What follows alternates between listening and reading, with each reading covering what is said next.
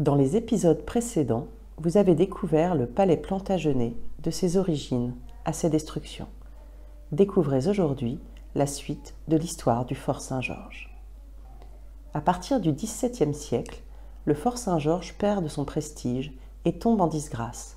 Quartier un peu à l'écart de la ville, au même titre que le coteau de Chinon, il accueille une population pauvre, marginale, voire redoutée.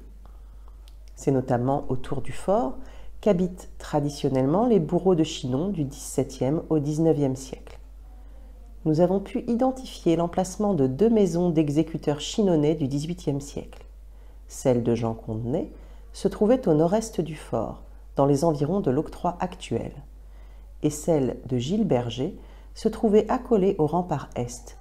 Cette dernière a malheureusement disparu en décembre 1906 lors de l'éboulement de la tour est du Fort Saint-Georges, qui l'écrasa sous ses ruines, provoquant la mort de son occupante, Madame Baudic. C'est à cette période, en 1904, que Louis Saillant, propriétaire du Fort Saint-Georges, fait les premières découvertes de vestiges en effectuant des travaux dans ses vignes et décide d'entreprendre les premières fouilles. Les premiers vestiges de la chapelle sont découverts à cette période et resteront visibles à partir de ce moment-là pour les initiés. On retrouve d'ailleurs les vestiges de la chapelle sur le très beau tableau naïf du jeune peintre suédois Hilding Lindqvist. L'artiste donne à la chapelle des dimensions énormes, ne correspondant pas à la réalité des deux salles basses quasiment enterrées retrouvées par Louis Saillant. C'est également dans les années 20, en 1921, qu'un glissement de terrain se produit tout près du Fort Saint-Georges. Une fissure commence à se former le 14 août et un premier effondrement en entonnoir se produit. Le lendemain matin, elle atteint 40 cm de large. Le 16 août, une partie de la colline commence à s'effondrer et 15 maisons sont emportées. On craint pour la forteresse et pour le quartier Saint-Martin qui est évacué et dont les accès sont barrés de fils de fer barbelés. Quelques jours plus tard, on réalise l'étendue des dégâts. On compte une quarantaine de maisons détruites, englouties par l'effondrement d'une partie des caves Valin. Pour les habitants de la ville basse, le choc est tout autre. Des dizaines de milliers de bouteilles de Chinon qui dormaient dans les caves Valin ont été ensevelies. Malgré ces tragédies, le Fort Saint-Georges tient bon. Il est la propriété d'Adalbert Chevalier depuis 1912. Mon grand-père Adalbert, il est né à Sceaux-en-Laudin, donc dans la Vienne, pas loin d'ici. Et il était d'une famille de 6 enfants. Et mon grand-père, il était d'une famille très modeste. Enfin, il a fait le certif, hein, comme c'était obligatoire à l'époque. Puis après, il s'est engagé dans la marine, dans la Royale, la marine française. Hein. Et alors, à la marine, il a tout appris. Ferronnerie, serrurerie, chaudronnerie, enfin, il a tout appris. Et mécanique. Et c'est comme ça qu'après, il est devenu le garagiste des Moulineaux. Et puis, donc, il a acheté le Fort Saint-Georges et il aimait beaucoup cet endroit parce qu'il y a fait un vrai jardin d'Éden. La vigne, c'était formidable. Et puis, il y avait des arbres fruitiers, il avait aussi un petit peu de potager, jardin potager. C'était un vrai paradis. C'était plein de fleurs. Les lilas du Fort Saint-Georges, inoubliables. Et alors, il emmenait toutes ces grandes familles faire des voyages comme ça. Alors, il leur servait de guide, d'interprète et de chauffeur. Il y avait déjà la notion du tourisme. Et hein. oui, et c'était sa raison sociale. Et c'était ce qu'on appelle encore, d'ailleurs, je crois, les chauffeurs de maître. Et alors du coup, il parlait anglais? Il parlait anglais, italien et un petit peu d'allemand. Ouais. Moi, votre grand-père, Adalbert, il faisait son vin. Et il n'y avait pas beaucoup de touristes, mais il y a quand même des gens qui venaient goûter le vin. Ah bah oui. Et il y avait des gens qui venaient visiter le château. Est-ce que les gens ils visitaient ça comme si c'était un parc avec des ruines? Ah mais non, il y avait la famille Balzo qui était les gardiens du château. Et Monsieur Balzo avait l'uniforme de guide avec la casquette où il y avait marqué guide. C'était Monsieur Balzo qui faisait visiter, mais il n'y avait pas beaucoup de visiteurs évidemment. Il y avait surtout des Allemands. Parce que le tourisme dans ce temps-là, ça marchait pas tellement.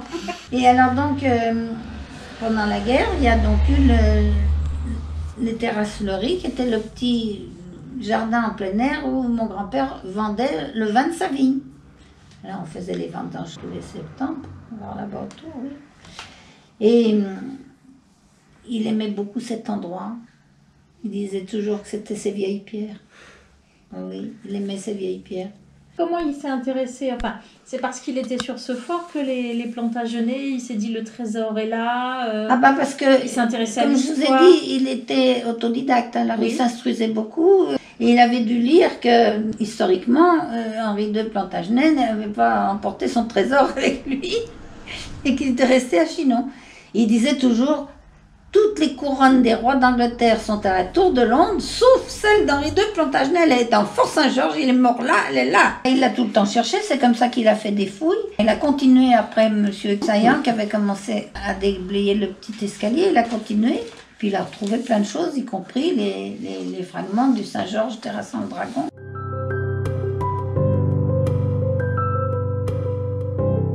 Projet au nom de M. Aldebert Chevalier, architecte M. Jacquin, en Villa Marguerite ici les Moulineaux. Ils envisageaient ouvrir à Pâques 1927, un planning de 18 mois.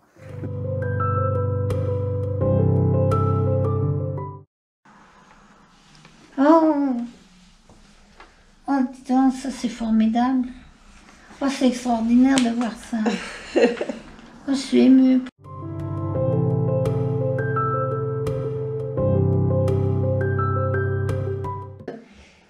Quand la guerre est revenue, ben, nous étions parisiens, mais les parents nous ont envoyés à Chinon. On était mieux qu'à Paris. J'étais tout le temps avec les Balzo. Je passais devant mon grand-père qui me disait « Viens, viens, viens, viens !» et il me faisait manger des pommes de terre qu'il faisait pousser dans son fort et puis qu'il faisait cuire dans sa forge. Pour moi, la famille Balzo, c'est mon enfance. C'est sacré. Oui. Oui, parce que bon, on a des périodes de vie, on est plus attaché à un endroit qu'à un autre. Hein. Donc là, c'était la période de l'enfance. Oui. Mais de toute façon, Chinon, pour moi, ça restera toujours un endroit. D'ailleurs, la boucle est bouclée. Je suis revenue vivre ici pour y mourir. Alors que, en fait, vous avez vécu très peu d'années ici. Ben, les années de guerre. Et c'était des années de guerre, mais ça reste quand même pour vous. Parce que votre grand-père, parce que ce château, parce que les amis. Tout ça, ça a fait que ça a égayé cette période qui était une période difficile. Ah, pour moi, c'était la période de guerre, mais c'était la belle période de l'enfance. Parce que l'enfance rend tout joli. Saint-Georges a été occupé comme partout, comme par les Allemands. Et on était en zone occupée. Hein. Et ils ont mis sa fameuse DCA. Ce qui fait que les pauvres aviateurs anglais qui voulaient passer pour bombarder le pont, ils ne pouvaient pas le prendre dans le sens de la longueur du pont, ils étaient obligés de le prendre dans le sens de la rivière. Parce que dans le sens de la longueur, ils passaient le ventre devant le Fort Saint-Georges pour se faire canarder. Par la DCA. Oui, parce que la DCA était installée au niveau de la petite tour voilà, carrée, là où il y avait la tonnelle. Tour, voilà. Oui. La tour, vous avez vu les photos de la tonnelle. C'est un document, c'est extrait des registres des déclarations de pillage causées aux habitants lors de l'arrivée des troupes allemandes en juin 1940. Madame Capandji à Chinon, au château, l'Ermitage. Ça, c'est ma maman.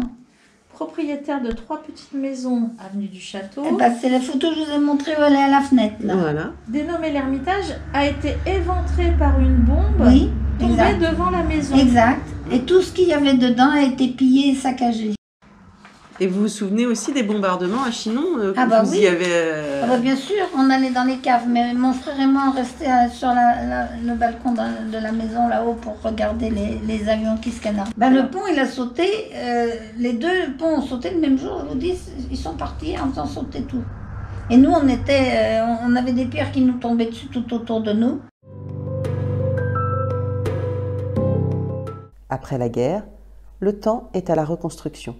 Adalbert relance son projet d'hôtel avec Roger Lesnel.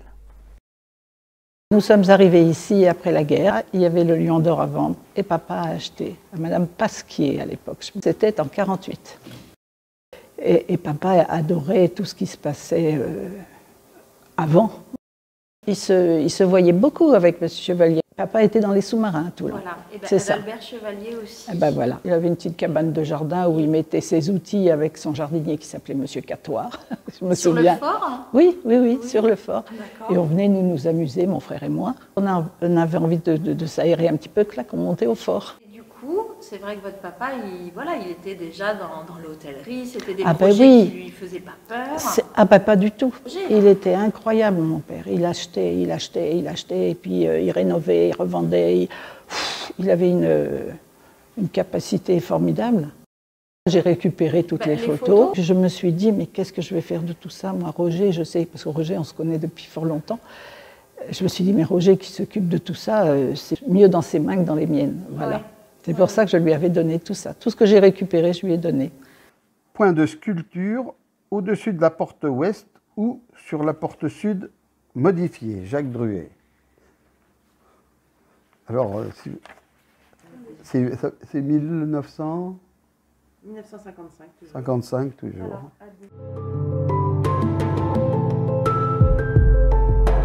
Si bien que même quand ça a été vendu après cette partie-là, Madame Fauvel a fait buvette, aussi une petite buvette. et ça s'appelait toujours les terrasses C'était fleuries. toujours les Ça a terrasses gardé fleuries. le nom Oui, elle avait gardé d'Adalbert. le nom de grand-père. Oui.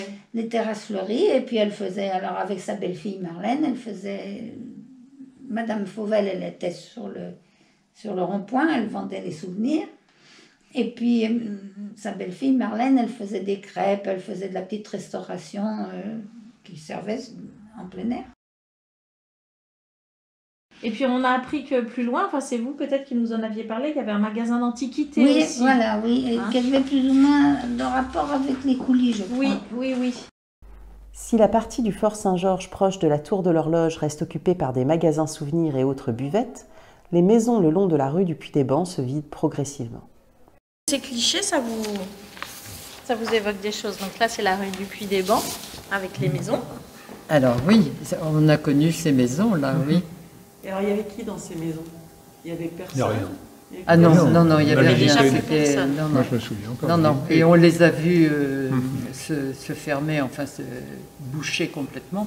En mars 1987, Jean et Michel Fauvel effectuent des travaux aux terrasses fleuries quand ils sont surpris par un éboulement.